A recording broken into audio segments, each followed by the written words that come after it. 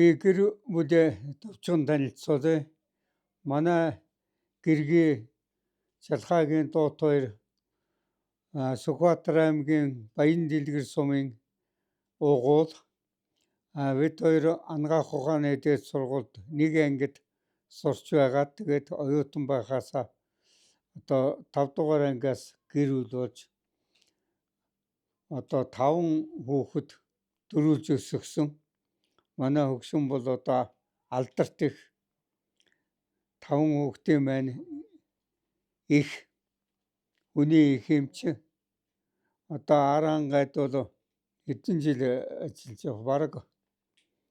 Бараг 30-аад жил ажиллаж байгаа. Тэгээд энэ Арангаан хүн болцсон гэсэн үг. Манай Арангайл гэж ярьдаг хүн байгаа. За манай том охин Тунгалаг Тамир гэж хүний их эмч. Нөхөр нь Даш тогтох Увс аймгийн уугуул багш. Эднийх 4 хүүхэдтэй одоо том охин нь Анхмаа гэж шүдний их эмч болсон. Бид хоёрын эмнэлгийг авч явна. Нөхөр нь Өсхбаяр гээд шүдний их эмч бас шүд сайн хийдэг юм залуу байгаа. 2 хүүхэдтэй одоо Ануужин Ананд гээд 2 хүүхэдтэй юм. За дараагийн хүү бол манай Амгалан Дорж. Амгалан Доржийн гэргий бол Увс аймгийн уугуул. Одоо оюун жаргал гээд очир докторын охин. Одоо түүхэн ухааны доктор Монгол Улсын их сургуульд багшилж байгаа юм бэр байна. Эднийх бол одоо 3 хүүтэй. Амар Баясгалан, Ананд Бэлэг гээд 3 хүүтэй. Анар нь одоо 12 төгссөн. Энэ жил Австрали явах гэж байгаа Анар. Амар Баясгалан 11 дугаар анги.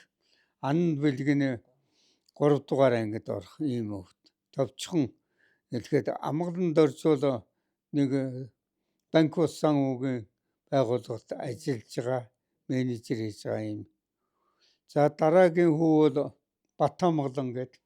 Батамгалангийн гэргий бол Баян онгорын уугуул.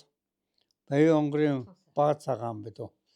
Бямсрынгийн отхон сайхан гэдэг бас бид хоёр шиг хоёулаа Монгол Улсын их сургуулийн ой судлалын ангид сурж байгаад гэр бүл болсон.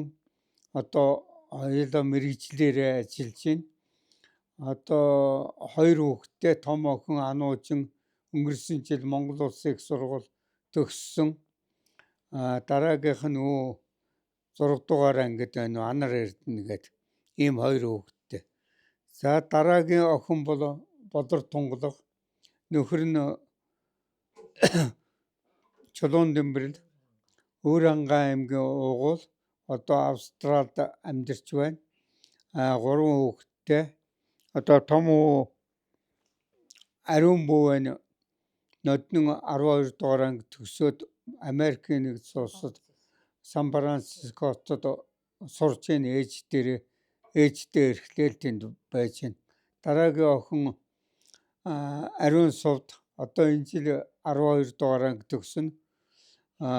Бүгд найрамдах Хятад улсын Гуанчжоу гэлөө хотын их сургуульд суралцахаар одоо бэлдээд байна.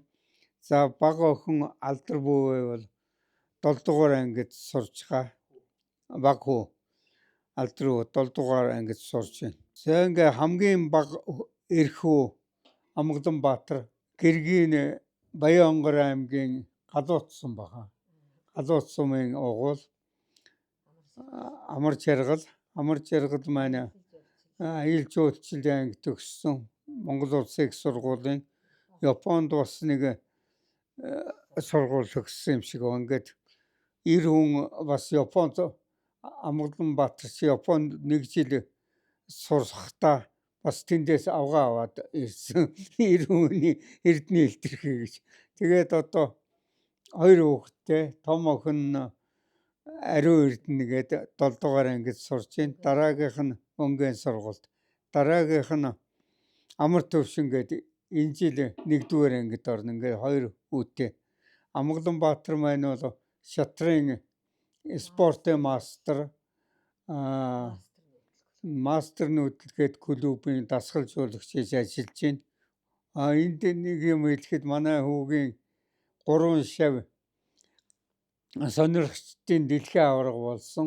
Гуруула нэг жил нэг багшийн 3 шав дэлхийн аварга болдог. Энэ манай Дашкагийн том Дашкагийнхаа хүүхдийг хэлээгүй юм шүү. Амар сайхан дэлхийн хошоо аварга болсон сонирхчдын. Төрөний Ануучин Батамгалангийн Ануучин дэлхийн аварга болсон сонирхчдын. Данзан жуна гэж шавна дэлхийн аварга болсон. Гамбатын Данзан жуна гэд. Ингээд 3 хүүхэд нь 3 шавныг удаа дэлхийн аварга болж онгоцны уудалтаар бид хоёр чинь өөрснөө аварга болцсон юм шиг л очиж угтаж авлаа. Тэгээд бид хоёрыг манай найзууд ах дүү нар тамирчтаасаа илүү та хоёр л зургатаар их гараад байна лээ гэж шог хошноор ярьж ирсэн. Ийм шилдэг дасгалжуулагч Зоос Амгаланбаатар ийм нэг сонин тохиолдол болсон. Тэгээд энэ номон дээр гарах учраас товчлохоос энэ яриатай бол их юм ярихаар байна. Тий, Дашдагтынхаа хүүхдүүдийг харин анхмаа гэлсэн. Амар сайхан сая одоо Америкт сурч ажиллаж байна. Амар болд нь бол Японд сая 1 жил болов 2 жил болоод одоо ирэх гэж байгаа. Хамгийн бага охин Амар Жаргал гээд энэ жил 12 дугаар анги төгснө. Ийм л улсууд багт. Тэгээд 2 удаагийн аварга сонирхчтэй. Сонирхчтэй гэхээр арай бага зэндаана гэсэн. Гэхдээ дэлхийн аварга бол дэлхийн аварга гэдэг би тэгээд дэлхийн аварга батгүй би бол хөрхи амтан сургууль аваргач болж үзээгүй л амтаж. Тэгэхээр би бол том амжилт гэж бодоод. Бидэнд ерөөсөө шатрал зааж сургаснаас өөр юм сургасангүйгээд зэмдэнгүй том үүд хийжсэн. Тэгээд шатрын нөлөө бол эднэрт их байгаа. Тийм.